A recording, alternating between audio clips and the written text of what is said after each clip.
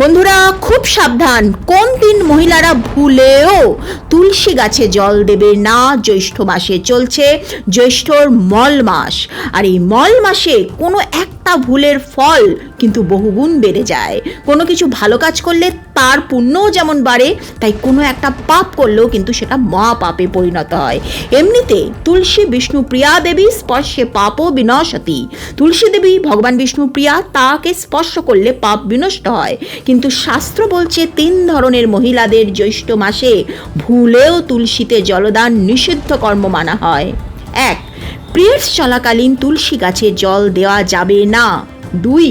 যেসব মহিলারা চরিত্রহীন অপবিত্র মন নিয়ে তুলসী পুজো করলে মা তুলসী সেই পুজো গ্রহণ করে না, এতে হিতে বিপরীত হয়ে যাবে। 3. স্নান না করেও তুলসী স্পর্শ করা যায় না। জ্যৈষ্ঠ মাস কিন্তু আধ্যাত্মিকভাবে খুব পবিত্র। এই মাসেই শনি অমাবস্যা, শনি জয়ন্তী অর্থাৎ শনিদেবের জন্ম হয়। প্রত্যেক মঙ্গলবার মঙ্গলচণ্ডী ব্রত পালন করা হয়। এই সেই মাস যখন হনুমানজির সাথে প্রথম শ্রী রামচন্দ্রের দেখা হয়েছিল, তাই এই মাসে যে কোনো টোটকা করলে, দান করলে তার ফলও কিন্তু মহাপুণ্য লাভ হয়। যদিও বলা হয় দানেনও পাপ নশ্যতি, অর্থাৎ দান করলে পাপ ক্ষয় হয়, কিন্তু জ্যৈষ্ঠ মাস চলাকালীন ঝাড়ু, লবণ, হলুদ এইগুলো সূর্যাস্তের পর কাউকে দেবে না।